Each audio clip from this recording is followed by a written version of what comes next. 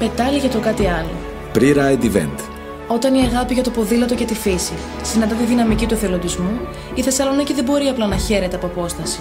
Είναι η στιγμή για συμμετοχή. Στις 11 Ιουλίου, οι αθλητές του Κόνιτσα Όλυμπος 24 ξεκινούν πετάλι για το Σώμα Φίλων ΑΜΕΑ Δράση για το κάτι άλλο. Μια από τις συγκινητικότερες εθελοντικές δράσεις για την αναπηρία στη Θεσσαλονίκη.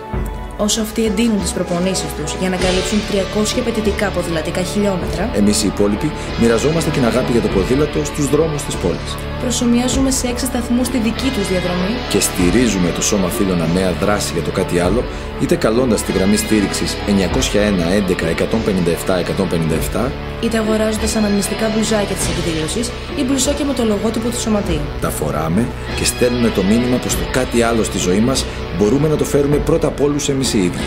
Ραντεβού με ποδήλατα ή χωρίς, Ποδηλάτες και δρομείς, οι άλλοι και εμείς στο Λευκό Πύργο, 5η 3 Ιουλίου από τις 6 και μετά. πετάλι για το κάτι άλλο. Pre-ride event. Όσους ο δρόμος χωράει.